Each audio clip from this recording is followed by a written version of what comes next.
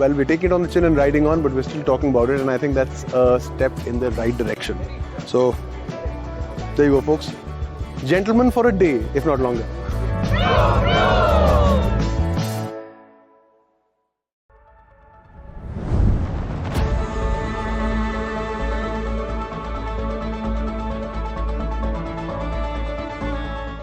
French football turns the page. Zinedine Zidane is the new head coach of Les Bleus. The French Football Federation has officially named Zidane as successor to Didier Deschamps, who steps down after 14 years in. Hello and a very warm welcome. You are watching Gravitas. I'm Molly Kampir. Let's get started.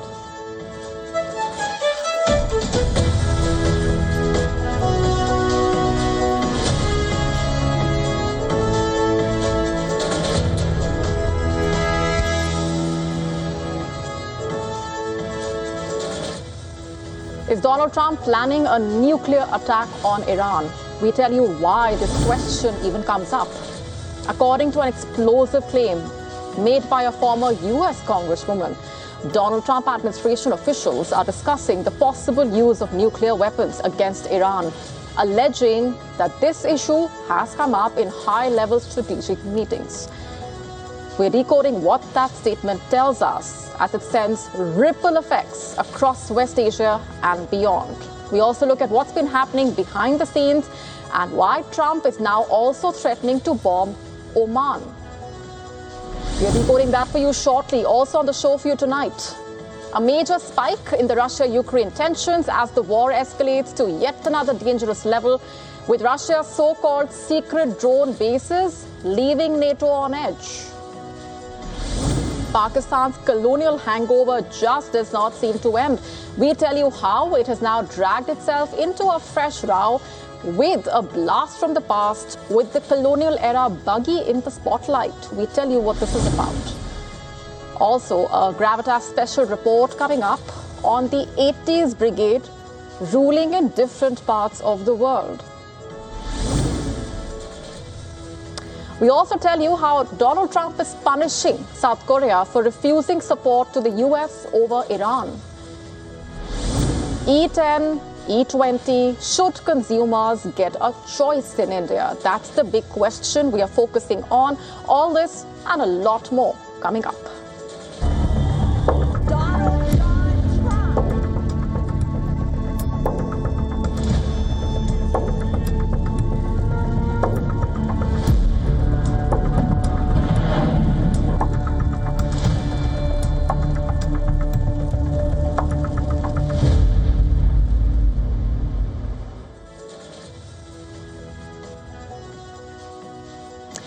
Let's now tell you about an explosive claim that leads us to ask, has Trump been plotting a nuclear attack on Iran? What really has the US president's strategy been on Iran so far? Has the use of nuclear weapons been on the table?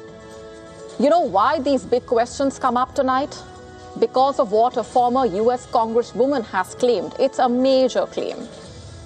According to her, you have to listen to this, her words have left the entire world on edge. She has claimed that the Trump administration officials are discussing the possible use of nuclear weapons against Iran, even alleging that the issue has come up in high-level strategy meetings. Basically, she is accusing the administration of moving towards a lower threshold for the use of nuclear weapons. She also claimed that US intelligence assessments do not show Iran being close to developing a nuclear weapon, and accused the Trump administration of relying instead on warnings from Israel. It's a lengthy post that she has put out. Let me just read out some portions for you now. I'm quoting from that post put out by the former US Congresswoman. She says they are discussing using nuclear weapons on Iran in strategy meetings. Yes, you read that correctly. It's real. I'm not speculating. I know. And it's pure evil, quote unquote. She goes on to say, I'm quoting further, Trump promised no more foreign wars, but may actually be the one who delivers a nuclear holocaust that would likely drag the entire world into major conflict economic depression and mass human suffering we have never seen in our lifetimes and maybe throughout history. She goes on to say, people need to speak out and boldly stop this insanity, according to her. She also has said America is not untouchable. That's another crucial part of that statement. If and when that happens, everyone, and I do mean everyone, will hold all of those in leadership right now fully responsible for the rest of human history. Like I said, it's a lengthy post, but that's a clear message coming in from the former US Congresswoman, talking categorically about how there needs to be no use of nuclear weapons, and she says, stop this war now. Now, that's just a part of what she has put out, but that statement brings us back to that horrendous dark chapter of that weapon being unleashed by the US on Hiroshima and Nagasaki. You know what the darkest irony here right now is? Apart from that ugly scenario, the claim by the US Congresswoman, the former US Congresswoman, is actually painting here. Remember, this war started over Iran's nuclear program, and now it's being claimed that discussions have involved the use of nuclear weapons against Iran. In fact, earlier, the US president repeated that stance. He has made that statement time and again, saying that Iran cannot have a nuclear weapon in any form. According to the US president, the number one goal is and always will be that Iran cannot have in any way, shape or form a nuclear weapon. Sure, that's a fabulous statement. But how exactly does he plan to even do that? 5 months into this war and counting, there seems to be no end game as of now for Donald Trump. In fact, he has now threatened to attack Oman if the country gets in the way of the American blockade of the Iranian ships in the Strait of Hormuz. So now that's the fresh level of escalation that he's warning. This was in an interview with Fox News. He reportedly added that the US military's naval blockade is putting pressure on Iran and that he has no timeline for when the conflict would get over. Interestingly, Trump confirmed that his administration has also established a direct back channel with the Islamic Revolutionary Guard Corps, IRGC, but insisted he is in no hurry to bring the conflict to a close. We tell you why that's problematic. First, let's tell you why Trump's admission in itself matters. The admission of having that back channel in the first place. Earlier, according to an Axios report, it emerged that Trump administration officials went around Iran's negotiators and reached out directly to the IRGC leadership. According to that report, the person they tapped for the back channel was the president of the Kurdistan region in Iraq, who had something very few others do, the trust of both the US as well as the IRGC leaders. Let's first tell you more about who this person is. Who is Barzani, the man that was mentioned, who was mentioned in that report? According to the report, the Trump administration spoke with Iran's Islamic Revolutionary Guard Corps by using the Kurdistan Regional Government President Barzani as a secret back channel. The Kurdistan Regional Government, KRG, remember, administers that semi-autonomous region of northern Iraq. It's headquartered in Erbil. Barzani, in fact, reportedly lived in Iran during the Iraq-Iran war in the 1980s. Not just that, he is known to have studied at the University of Tehran, known to have also be able to speak fluent Farsi and has personal relationships with several members of the IRGC. So that's the person we are talking about as far as that back channel is concerned.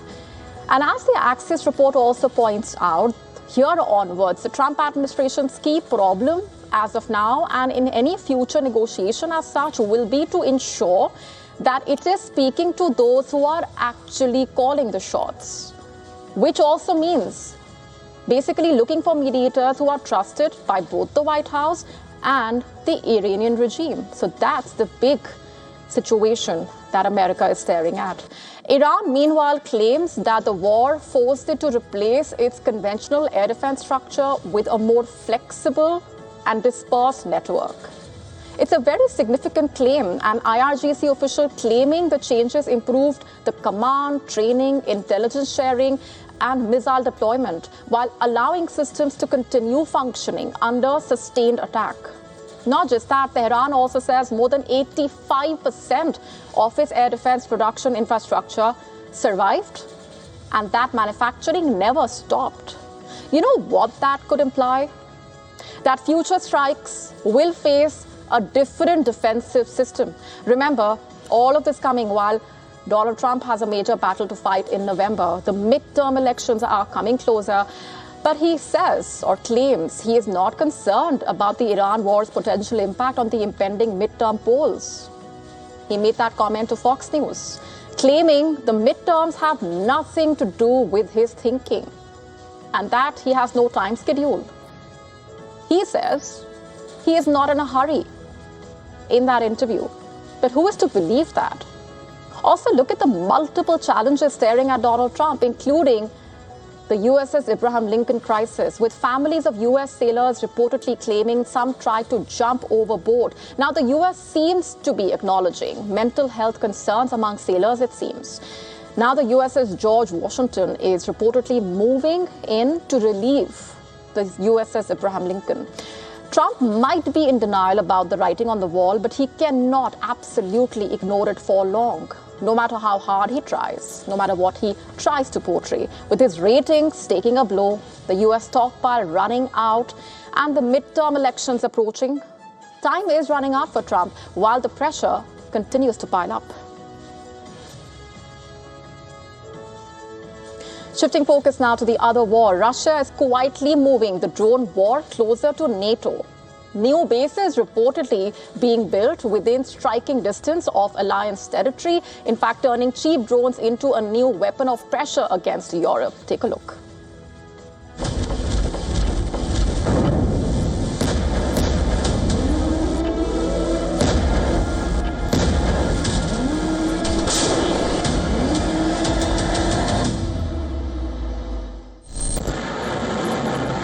The battlefield is moving, not with missiles,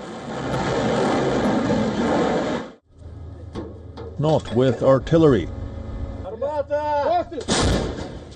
not with fighter jets, but with small unmanned aircraft that can be launched from hidden positions and sent deep across borders.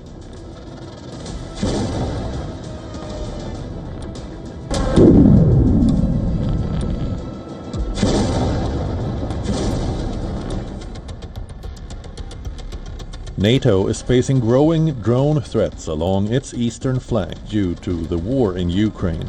Stray, long-range drones, GPS jamming and suspected hybrid sabotage operations have forced member states like Latvia and Romania to scramble fighter jets and shoot down such aircraft.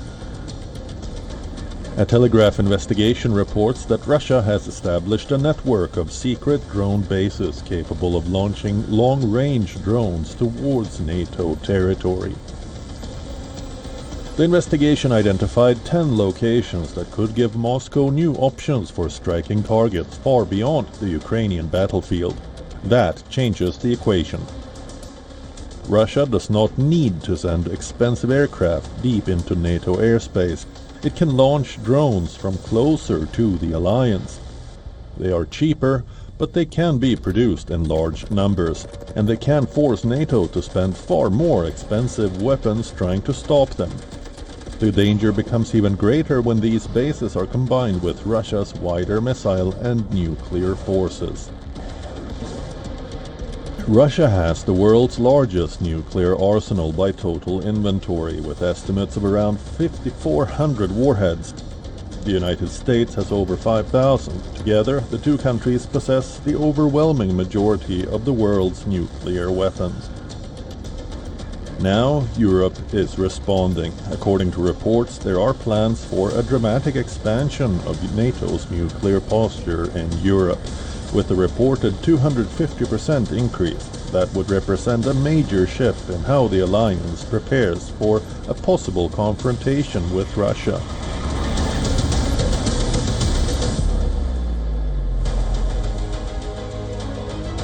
NATO already has American nuclear weapons on European soil. US nuclear bombs are reportedly stored at bases including Kleine Brogel in Belgium, Buchel in Germany, Aviano and Gedi in Italy, Volkel in the Netherlands and reportedly Incirlik in Turkey.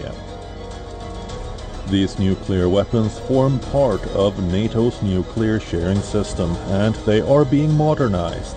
So Europe now faces a dangerous chain reaction. Russia expands its drone infrastructure, NATO strengthens its conventional defenses, and nuclear deterrence moves back towards the center of European security. The message from Moscow is clear. Russia is preparing for a long confrontation.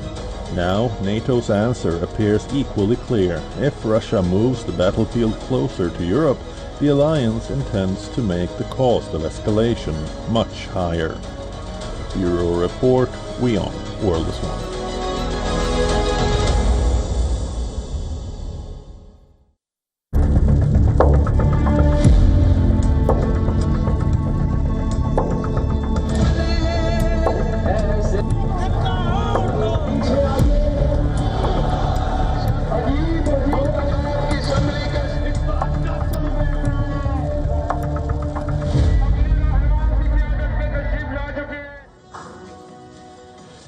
Let's now talk about Pakistan's growing pile of troubles. It's gotten taller. From severe inflation, the massive security turmoil, multiple other issues, it appears that the Asim Munir-led hybrid regime there is living in a parallel universe. Although the British era ended in 1947, the colonial era hangover continues on the ground. Take a look at these visuals coming in from the Independence Day parade held in Islamabad. Two officials, Capital Development Authority Chairman Sohail Ashraf and Islamabad Inspector General of Police Saeed Ali, arrived at that event in a horse-drawn buggy. Now, while the attendees were reportedly prompted to applaud the officials, no one actually clapped, given that only the President of Pakistan usually rides in a buggy on special occasions. People on social media came down heavily on these bureaucrats for perpetuating a colonial era tradition.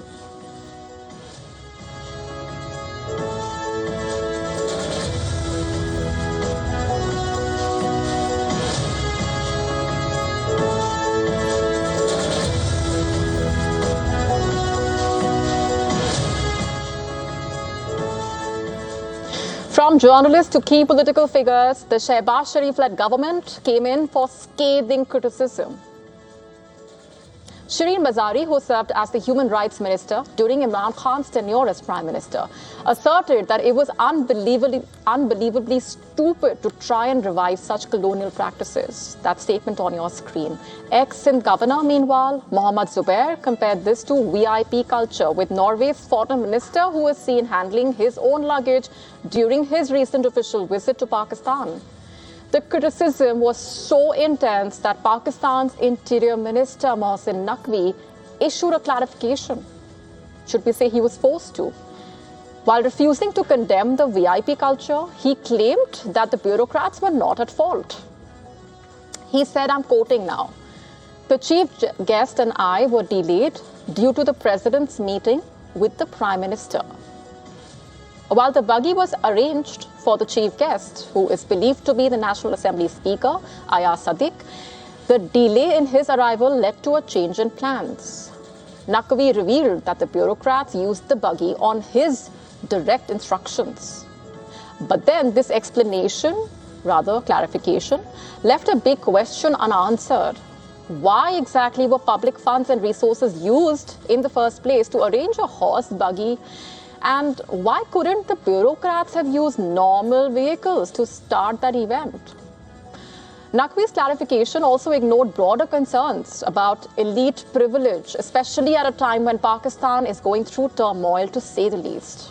Look at what the civilians have been going through. This is not the first time when Naqvi's ego and his insistence on protocol has come to the fore, by the way. After winning the Asia Cup in September last year, remember, the Indian cricket team refused to accept the trophy from Naqvi, who also serves as the president of the Asian Cricket Council, amid diplomatic tensions with Pakistan. Instead of handing over the trophy to India, through other means, Pakistan's interior minister took it away and locked it in the ACC headquarters in Dubai. Meanwhile, hundreds of people took part in nationwide protests and marches organized by Jamaat-e-Islami, with petrol prices soaring to over 325 Pakistani rupees per litre. Raising concerns over the rising fuel prices, the high taxes, the protesters urged the government to announce relief measures for citizens struggling with the cost of living. We are the people of Pakistan protesting here in Lahore on Mar Road against levy charges and extra taxes on petroleum products. We demand from the government of Pakistan, please release and minimize the levy charges and minimize the taxes on petroleum masnuat.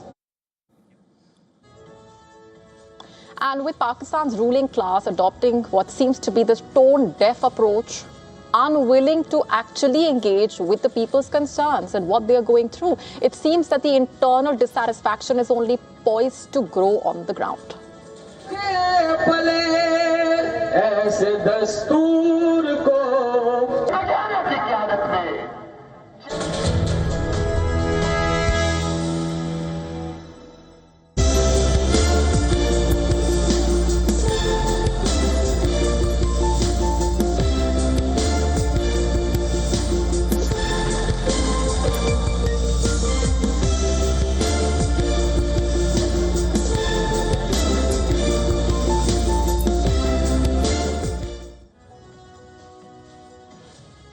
Let's now get to this Gravitas special report.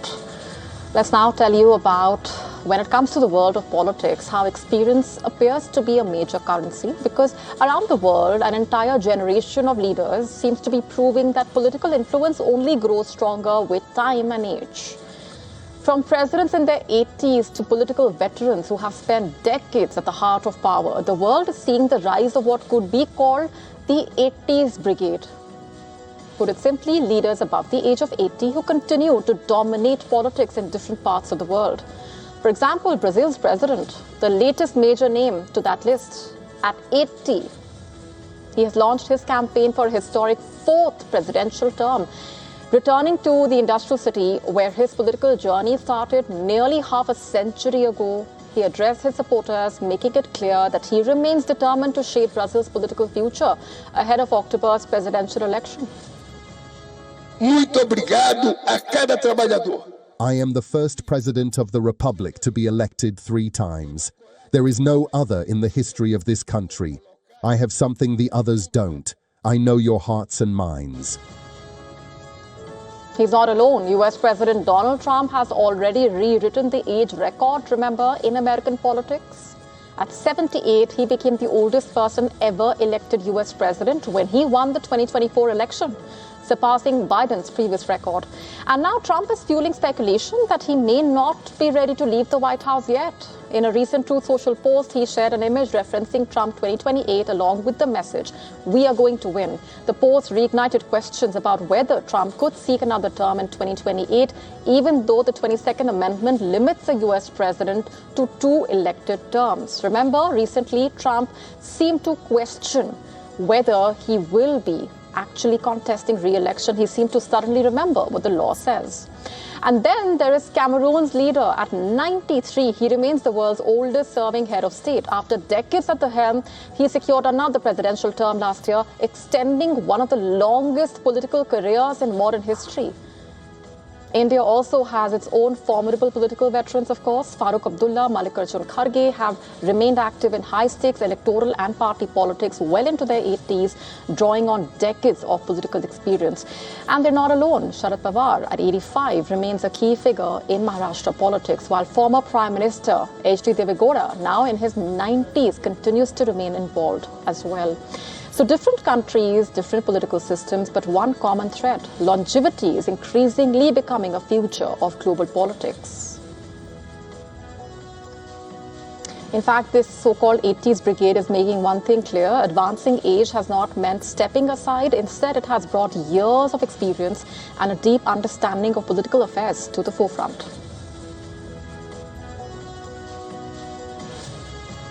Are classified details and secrets about military operations being used to make money even before those operations happened? Because that is now at the center of an investigation in Israel, where an Air Force officer has been arrested now on suspicion of using sensitive information to place bets on poly market, including wagers tied to Israeli military strikes in Iran as well as Yemen.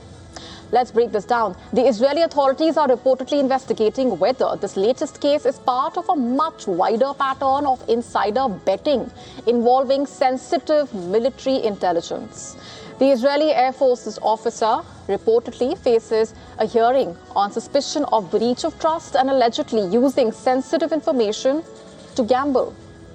Polymarket is one of the world's largest prediction markets, remember. Users trade contracts based on the expected outcome of real-world events, with prices reflecting crowdsourced probabilities. The platform has also attracted attention as a forecasting tool, with some experts claiming that prediction markets can outperform traditional polls. The latest case is part of a wider issue in the IDF, reportedly. In the month of May, another Israeli Air Force officer was reportedly charged over alleged bets linked to military operations. Prosecutors said his conduct showed a willingness to sell sensitive information for financial gain, allegedly, potentially putting the entire force at risk. In the month of February, the Shin Bet, an Israel Defense Ministry investigative unit, and Israel police arrested 2 suspects in a joint operation. Investigators suspected a civilian and an Israeli reservist of using classified information gained during military service to bet on the timing of military operations. Prosecutors said they found incriminating evidence. The investigation followed earlier reports of similar activity. In January, Shin Bet examined suspicions that someone inside Israel's defense establishment had used classified information to bet on Polymarket, allegedly. Now, the issue here is not limited to Israel. In April, the Wall Street Journal reported the White House warned staff against using insider knowledge to place well-timed bets on prediction markets. US lawmakers, in fact, have called for investigations after traders placed major bets on geopolitical events shortly before they happened. In one case, several significant bets on a US-Iran ceasefire back in April came from new accounts shortly before US President Donald Trump announced a ceasefire, raising questions about whether traders actually had access to information before it even became public.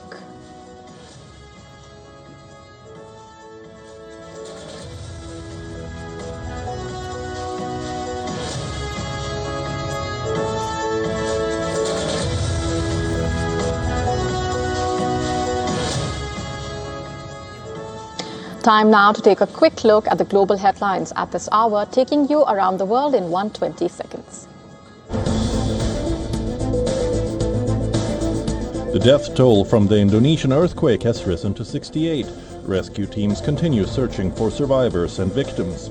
Several areas have reported severe damage and collapsed structures, while authorities are providing emergency aid to affected communities. The Ebola outbreak in Democratic Republic of the Congo has become the deadliest recorded in the country. The virus has killed 2,325 people, surpassing the death toll from the 2018 to 2020 outbreak. Health authorities and international agencies are racing to contain transmission, with the UN warning that the outbreak is growing at an alarming rate. China's economic recovery showed signs of losing momentum in July. Industrial output and retail sales grew more slowly than expected. Weak consumer demand and the property crisis continue to weigh on growth. The At least 8 people have been killed, dozens injured after a stampede outside a temple in Bihar's Lakhisarai. The tragic incident occurred amid overcrowding at Ashokdam temple as thousands of pilgrims gathered on the third Monday of the auspicious Sawan month. At least 8 people were killed in a fire at a hotel in Tarapith in West Bengal's Birbhum. Several people were injured and rescued from the 4-story building. A short circuit is suspected to have caused the fire, while police are investigating safety violations. India signed a contract with General Atomics Aeronautical Systems to lease 2 MQ-9B Sea Guardian high-altitude long-endurance drones for the Indian Navy for a period of 30 months at a cost of $203 million.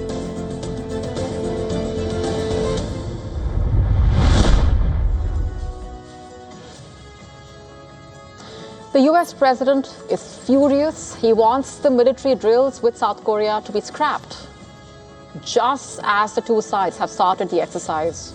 But what's this anger all about? Well, it's over South Korea's refusal to support Donald Trump's war against Iran. And now Trump appears to be punishing South Korea, a long-time US ally. So a lot has been brewing.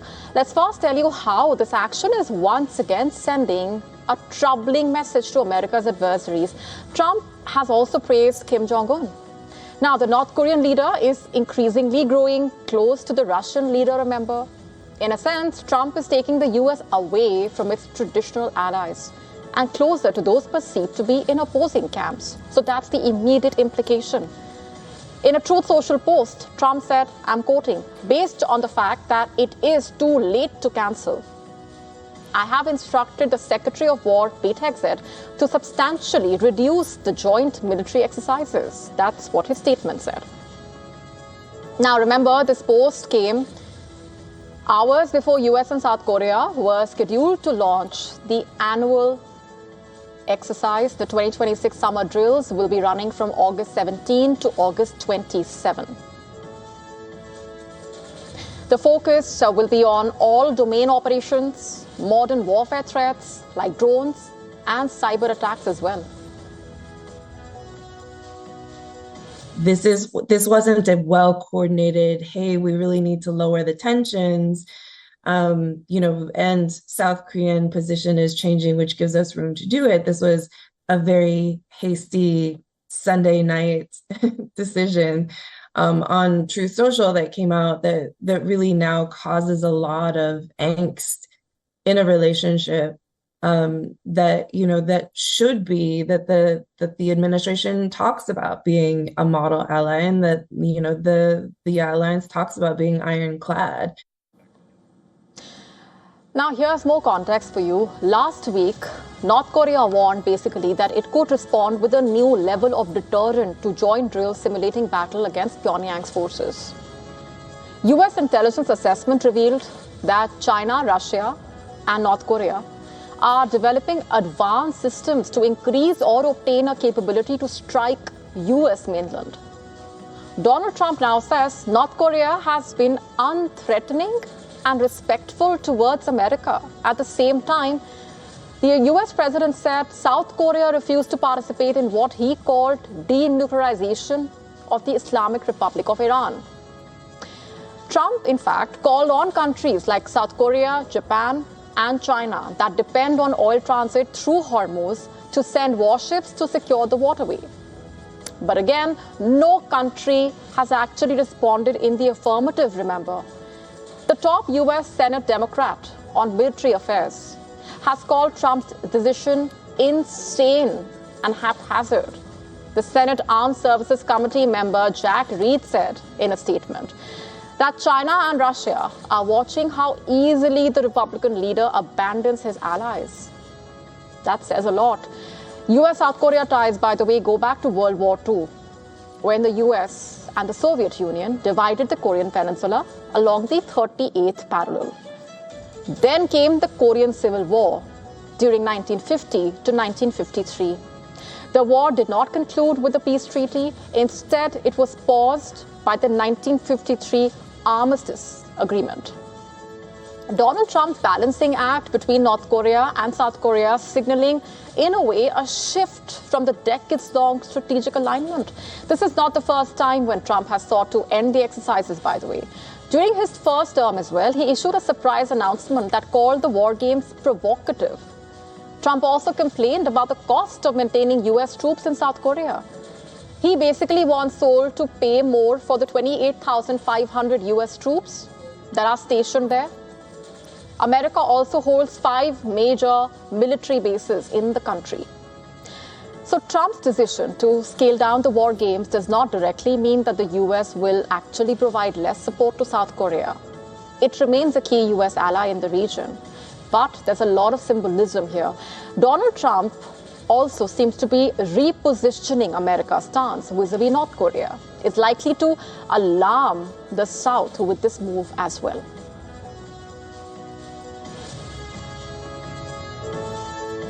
Before we go on any further, a quick look at what else is lined up for you on the show tonight. We tell you all about Rajinikanth's super journey in Indian cinema. He has completed 51 glorious years in the world of Indian cinema. We get you a special report.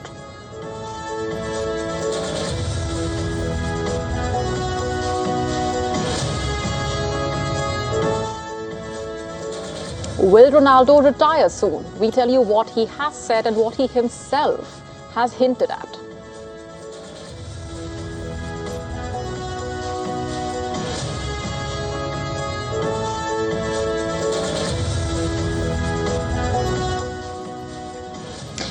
There's a big question right now. Can data from an app which people use just about every day for recording their fitness activities actually turn into a weapon? Can it be weaponized during a conflict? Let's tell you about a new report which makes this precise assertion in context of the West Asia tensions. According to Sky News, over 1,300 Strava users on US military bases in West Asia have been sharing workout-related information which could have been used by Iran to target American forces. Let's just tell you more about this app. It basically allows users to share exact routes and timings of activities like running, cycling, swimming. In the month of May, a US senator shared a letter in which CENTCOM admitted to have received multiple threat reports regarding exploitation allegedly of commercial location data to allegedly target US personnel. The Sky News report also claimed that many of those posting their activities did so under their real names, thereby becoming potential targets for attacks. Take a look now at the example of Bahrain. This country hosts the US Navy's 5th Fleet headquarters after Iran launched an attack on this base in retaliation. Speculation, remember, was rife about the whereabouts of the US military personnel stationed there. According to Sky News, Strava data of a US naval contractor gave away their possible location allegedly. A week before the war, his activities reportedly were confined to this base. After the Iranian attack, though, he recorded doing laps on Strava around the courtyard of the hotel. Subsequently, Iran also bombed this hotel, which reportedly led to multiple Pentagon employees getting injured, reportedly. While it's not confirmed, the report indicated that Iran strategically used Strava data in this case. While the Pentagon had banned soldiers from using this app's location tracking features without permission during deployment in 2018 itself, experts have flagged lax enforcement of this order. Now, it's not just individual accounts which could be an issue. According to this report, Iran may have figured out a pattern by collecting data from thousands of accounts. It gave the example of how 76% of Strava accounts at Jordan's airbase were located at the barracks during the ceasefire, reportedly. When fighting briefly resumed in July, Iran attacked those very barracks, killing 3 US military personnel in the process, reportedly. Similarly, activities of 3 Strava users were also detected inside the nuclear research center located in Israel's Dimona, which was also targeted by Iran, reportedly. Now, the danger of fitness apps being misused when it comes to military operations dates back several years. Let's take you back to 2016. A US defense contractor reportedly used commercially available location data to track special operations forces moving from American bases to a sensitive post in Syria. 2 years later, Strava's public heat map exposed the locations of secret US and allied military bases in Syria, Iraq, and Afghanistan. In 2024, media outlets analyzed billions of location coordinates obtained from a data broker and reportedly tracked movements of around 11 US military and intelligence facilities in Germany. That's not all. In March this year, a French naval officer reportedly exposed the location of the aircraft carrier after recording his jogging on Strava while exercising on the ship's deck, reportedly. Now, while Pentagon is yet to comment on these developments, a Strava spokesperson told Sky News that the firm expects people working in sensitive professions to use privacy controls and appropriately limit their content, as per the report.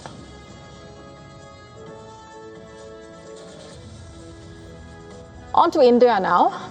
The country's E20 petrol policy is facing fresh questions, with the country's chief economic advisor backing the return of a lower ethanol blended option. That's right. In an opinion piece written in the Indian Express, he and the Department of Economic Affairs consultant also arguing that E10 petrol could be sold alongside E20 to address concerns among the owners of older vehicles. Let's break this down. India, remember, made E20 the only petrol variant available at pumps from the 1st of April. After reaching the 20% blending target ahead of schedule, the government says the policy reduces crude oil imports, saves foreign exchange, and supports farmers. But the new proposal focuses on India's older vehicle fleet, estimated at around 75 to 80 million two-wheelers. The authors say the evidence does not support widespread fears of engine damage from E20, but older carburetor vehicles and ethanol-sensitive rubber components remain a concern, reportedly. The debate, however, goes beyond vehicle performance as such. The CEA's column raises a larger question. What will India need to grow if ethanol blending rises further? Ethanol is produced from sugarcane, maize, rice, and other crops. More ethanol demand means more agricultural feedstock being directed towards fuel, and that can compete with food, animal feed, and other industrial uses as well. Maize is particularly important because it is both an ethanol feedstock and a major input for poultry and livestock. Sugarcane already illustrates the trade-off. Reuters estimates that around 3 million tons of sugar, or roughly 10% of annual output, was diverted to ethanol this season. If sugarcane-based ethanol is restricted, as the government has considered, the required ethanol would have to come increasingly from other crops. The concern becomes sharper if India eventually moves from E20 towards E27 or E30. And there's also a water and land use question. Producing ethanol requires not just industrial capacity, but the crops that feed those distilleries. Sugarcane is particularly water intensive, while changes in cropping patterns can also affect how land and water are allocated across the agricultural economy. They both argue in that column that these decisions can be difficult to reverse once farmers, distilleries, and supply chains are built around fuel production. Their immediate recommendation is therefore to bring back E10 alongside E20, giving owners of older vehicles a lower blend option while retrofitting takes place. Now, the government, however, has said that there is currently no proposal to return to E10 or offer multiple petrol blends nationwide. And the broader issue here remains India's ethanol strategy. It's not just about reducing oil imports. It's also about balancing energy security with food demand, water use, also the long-term cost of changing agricultural priorities.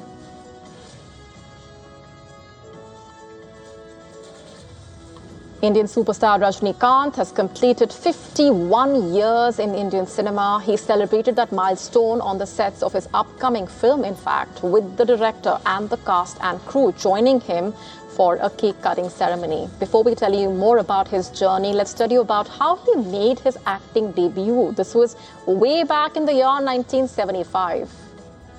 That movie starred Kamal Haasan. He began with supporting and negative roles before becoming one of Indian cinema's most iconic stars of all time. Over 5 decades, the 75-year-old has built a career unlike any other. From his trademark style and dialogue delivery to his larger-than-life screen presence, he became a phenomenon, to say the least. Known to fans as Thalaiva, he has worked across Tamil, Telugu, Kannada, Hindi, English films. Now, that name, meaning leader or boss, was not an official title. It came from Rajinikanth's fans, who basically started using it as a reflection of his mass appeal and commanding screen presence. His superstar title, meanwhile, was formally given to him by the producer during the 1978 film, Bervi. He also delivered some of Indian cinema's biggest blockbusters. Entharan, released in 2010, became a major milestone, earning $42 million worldwide. Its 2018 sequel went on to surpass it and became the highest-grossing Tamil film at the time. The star's contribution to Indian cinema has also earned him some of the country's highest honors. He received the Padma Bhushan, for example, in 2000, the Padma Vibhushan in 2016, and the Dada Saheb Phalke Award in 2019. Today, Rajinikanth continues to headline major projects. He is currently shooting his 173rd film. In fact, he will be returning as Muthavel Pandian in Jailer 2, directed by Nelson Dilip Kumar, Mithun Chakrabarti, Vidya Balan, S.J. Surya, and Suraj Venjaramudu are expected to play key roles in that film. It's scheduled to release on October 15, 2026.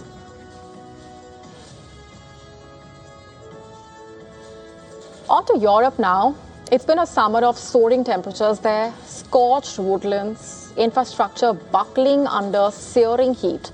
However, the real toll of these heat waves seems to lie in the loss of human lives, over 16,000 lives.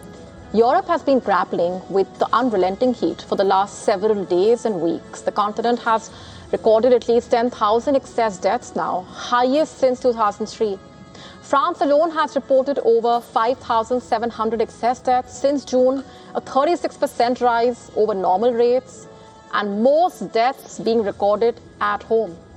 The heat waves have not only left behind that trail of death across several parts, but also a trail of millions of acres in scorched earth this year. More than 550,000 hectares of land have been devastated in Europe, with Belgium still grappling with a raging wildfire, which has burned through over 3,000 acres of land near the German border, making the worst wildfire witnessed by the country in over 2 decades. The fires have been so intense across Europe that they have been recorded even from space. Hundreds of residents have been evacuated from the Greek island, while thousands had to be evacuated across Spain as wildfires burned through over 16,000 hectares of land. The human and environmental cost of the heat waves and wildfires is set to also impact at least 1% of the bloc's GDP and result in economic losses in excess of 180 billion euros in 2026. Moody's estimating that the gap between losses and insurance payouts is rising every year. In 2025, the economic losses in output were pegged at 43 billion euros, while only generating 500 million euros in insurance payouts.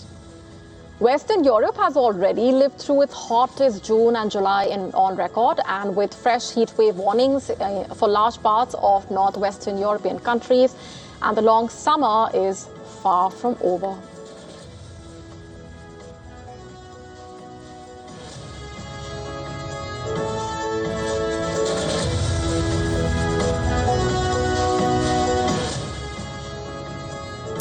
We seem to be nearing the end of an era in football. Cristiano Ronaldo says this season could be his last in the sport. His longtime rival Messi also admitted last week, remember, that he is unsure of how much longer he will continue playing the game after his father's death. Ronaldo is yet to officially announce his retirement, but his comments provide the clearest sign yet that he is considering calling time on his illustrious career. Ronaldo has scored 976 goals in 1,330 appearances for club and country, leaving him just 24 goals shy of the remarkable 1,000 goal milestone. Ronaldo had previously said he expected to continue playing for 1 or 2 years. However, after Portugal were knocked out by Spain in the round of 16 of the World Cup, the Portuguese captain confirmed that the 2026 World Cup would be his last. His admission coming after his marriage to longtime partner as well. In an interview to Vogue magazine, Ronaldo said, I'm quoting, "This is probably my last year of football. And I want to leave a spectacular legacy. I have my future all mapped out. I have so many things to keep me busy that to tell you just one thing is hard, because football could leave a big hole. You have to fill your time in various ways, not just one. After all, it's been 25 years with a lot of sacrifice." Now, his hints of retirement coming just days after longtime rival Messi also raised questions over his future in football. Messi said earlier this week that he was unsure how much longer he would continue playing following the death of his father.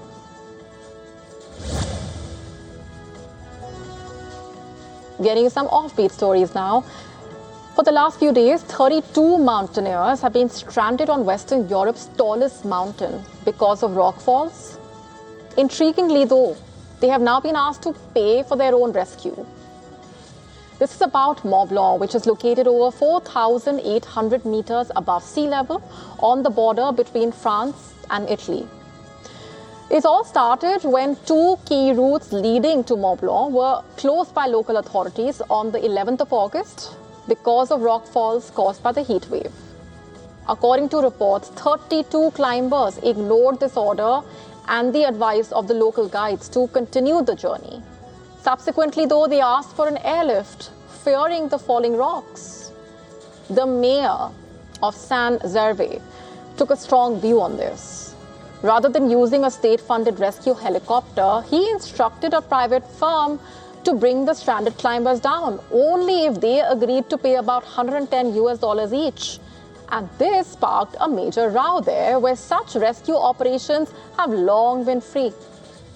On his part, the mayor reportedly accused these climbers of being opportunists and dangerous people who should never have tried to ascend the mountain in the first place. And he stressed that they deliberately refused to listen to the warnings issued by the authorities. Not just that, he called for an end to the government paying for rescue operations, as it indirectly helps insurance companies.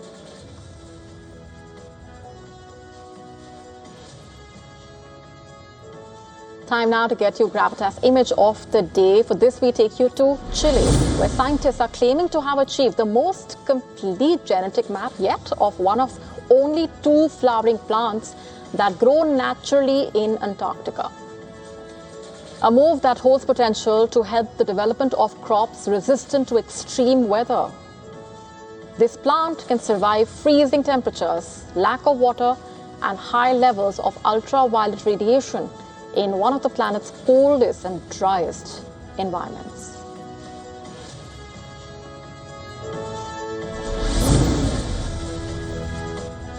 Is also focused on the big question hanging in the air at this point, the answer to which determines a lot. Donald Trump's envoy, Jared Kushner, wrapped up meetings with Israeli and Hamas leaders to break that stalemate over the US president's Gaza plan. That brings us to a key question. Will the Israeli Prime Minister change his stance on the Gaza plan, which, remember, he has been firmly opposing? What lies ahead? On that note, a quick look at some major events expected to unfold over the next 24 hours. A bilateral joint military exercise involving troops of the Indian Army and the Royal Thai Army will commence on Tuesday. This exercise will continue till August 31.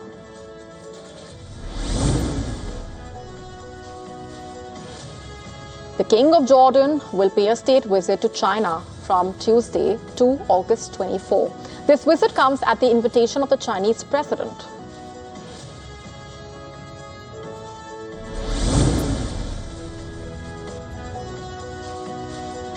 Ecuador's president, who is already in China, is expected to meet Xi Jinping on Tuesday, meanwhile, as well.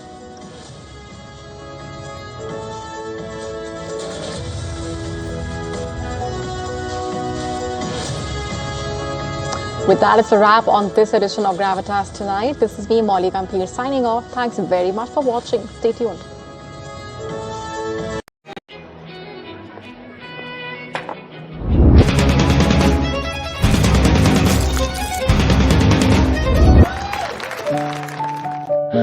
No matter what your day throws at you, stay in the spa state of mind with the Cola Spa at home. Robots sparring for a fight, not for entertainment or for sport. Surgical arms that can feel to give surgeons a sense of touch. Traditional warships are facing flotillas of unmanned vessels. The smartwatch is passé, smart bands are just as effective at monitoring health. Put a ring on it this week on Take It Out at these times.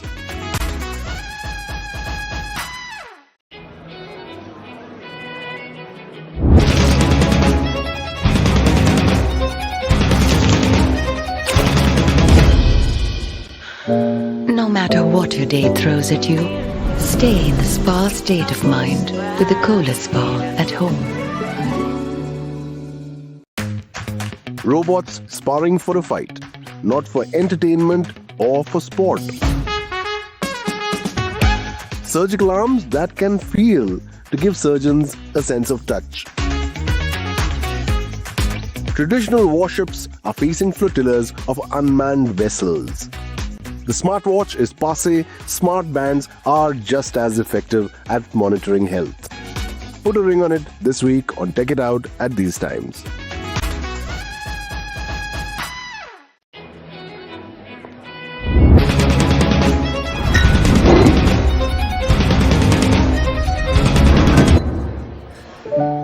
No matter what your day throws at you, stay in the spa state of mind with the Cola Spa at home.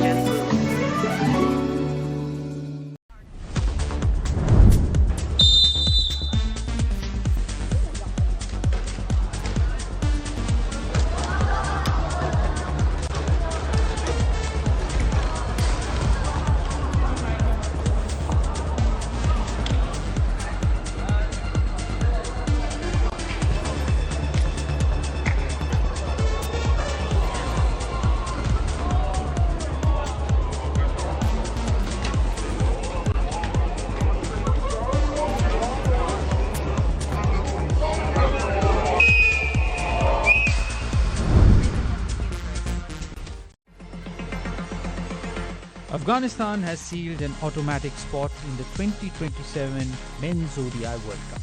The top 8 teams in the one-day rankings on September 30th, excluding co-hosts South Africa and Zimbabwe, qualified directly for the event, and Afghanistan's win over Ireland in Belfast ensured their place in the top 8. This is the 4th time that Afghanistan have qualified for the ODI World Cup, as they continue their rise in international. However, it was heartbreak once again for the West Indies. The two-time champions missed a direct berth for the 3rd straight time. They will now have to go through qualifiers alongside Ireland, the same route that cost them a spot at the 2023 World Cup. The 2027 ODI World Cup takes place in South Africa and Zimbabwe across October and November next year.